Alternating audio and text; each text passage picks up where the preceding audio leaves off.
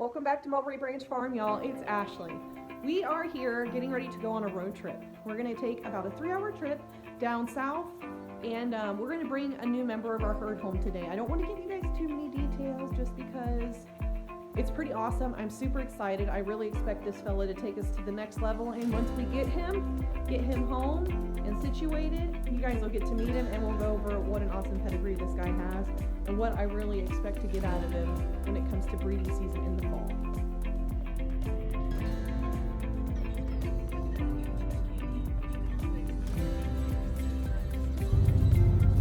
Someone's back there, guys.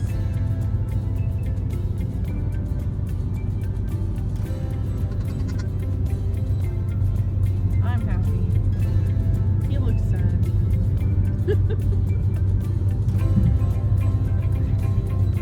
It's alright, we're gonna stop at a Cabela's on the way home to let him have something out of the trip so it's not just me.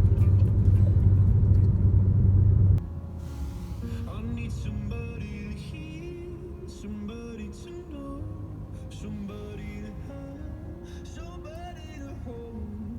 It's easy to say, but it's never the same. I guess I kinda like the way you feel.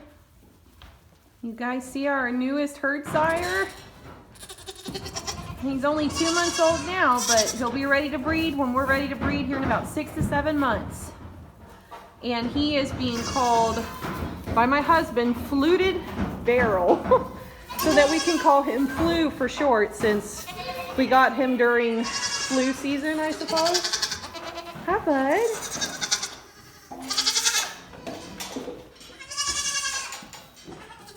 So you guys just met him. You met Fluted Barrel, our new junior Herdsire. I'm really excited to have this guy on.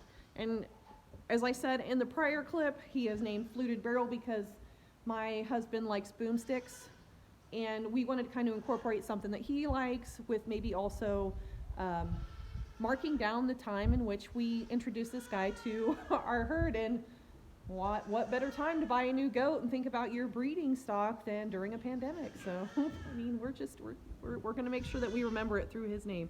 So we're going to be calling him Flu for short.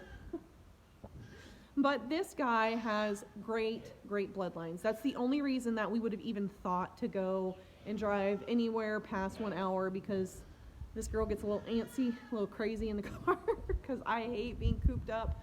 So we did make our run down there, brought him back. He's got fantastic bloodlines. So his dam, LA scored in the 90s, is 1 leg away from her permanent championship.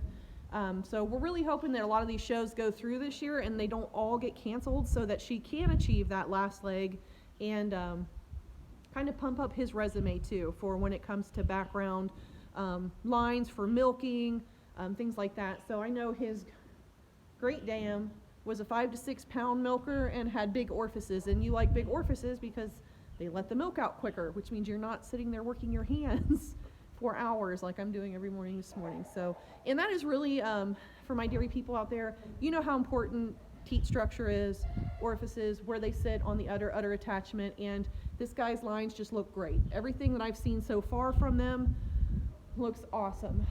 His sire scored in the high 80s for an LA score and comes from national champion bloodlines from 2018, I believe, out of Old Mountain. So we are really excited to have added this guy into our breeding program, because this time next year, guys, you're going to be seeing the babies that he puts on the ground. And I'm hoping that after we do like our linear appraisal and we get through all of our showing, which I'm hoping these shows don't get canceled, guys, but you know, it is what it is. The norm right now is not the norm, and we're just going to roll with it and do the best that we can, because it's the only way to get through it. Don't do no good complaining about it.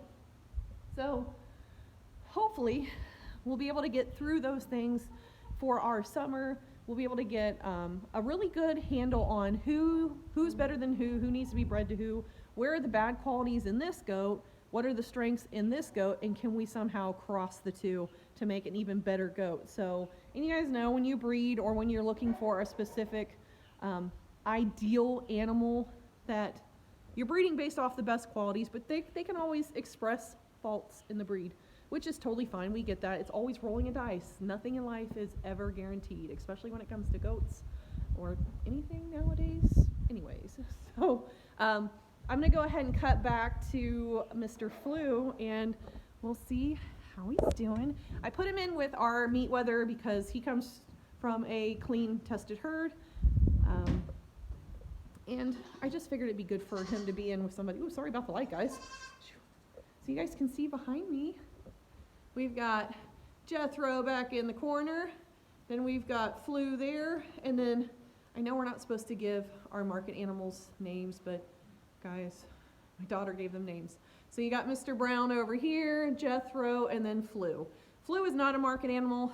He's our new junior Herdsire, and he is just so cute. And anybody that's not familiar with how we identify animals in the goat world, you see he's got green ears. It's because he was given tattoos. So they tattoo the ears. Right ear is farm initials. Left ear is the letter in which represents that year for whatever registry you're in, along with whatever numbers you gave. So that's why he's got green ears. But I think it really brings out the color in his eyes, guys. So he wants to hold on to green ears for a while. That's fine. But I really think he's something special. We really can't wait to see what he's going to do for us. We are very, very excited. Cannot wait. So here you go, guys. Here's Flu. Hi, Flu. Hi, buddy. What you doing? Isn't he gorgeous? Look at that boy and his green ears. Oh my. He is gorgeous. We are super happy to have him. Now, we brought you in for a hello, but it is weaning time, guys. We're milking, we're weaning, we're doing all kinds of things here. And while I would love to say that all these beautiful babies that are doused in sunlight behind me to where you can almost not see them, they can't all stay. We've already got our keepers so far, and I will introduce them to you. So, you guys saw in one of our last videos that we introduced you to all of the kid crop. So we are going to be keeping Poco Loco and Merida so far.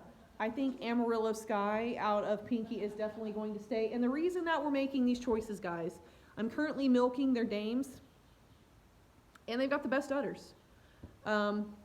They've got the best udders. If Mossy had a doe that survived, I would have kept her too, because Mossy has got a big, beautiful udder that milks out nicely, very soft, very elastic, good attachments, everything.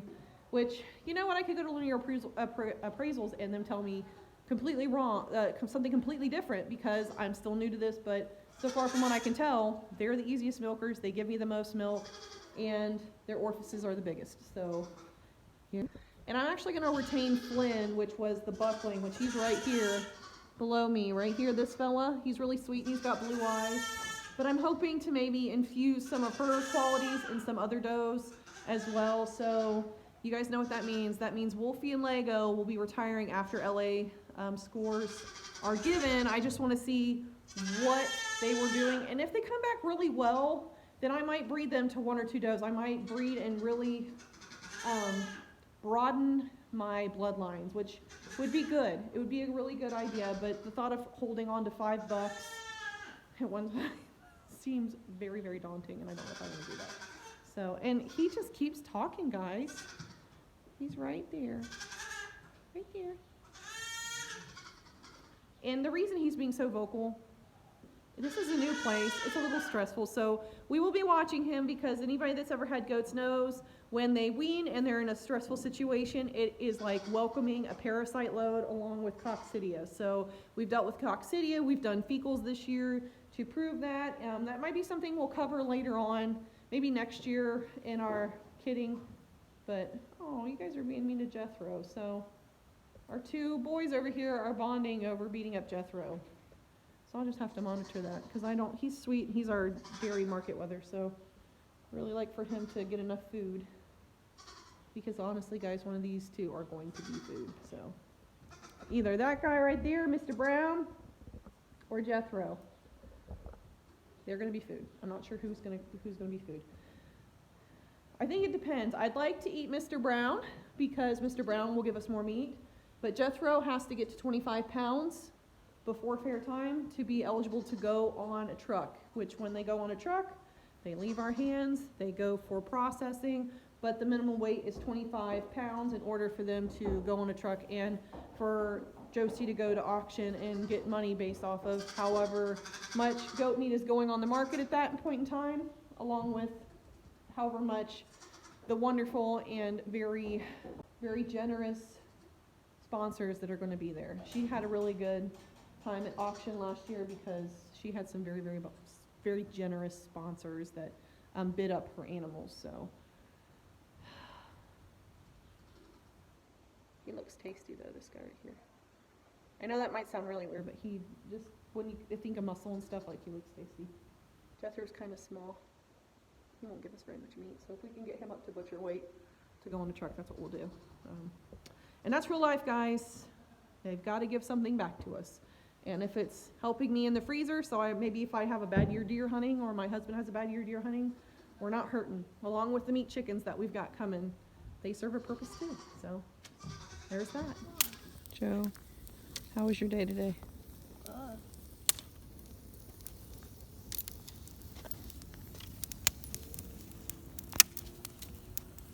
Mark, Yes, how was your day today? it was great. What'd you do today? We got a new buck, a new young buck, and then we got to celebrate by eating s'mores tonight. So doesn't get any better than that.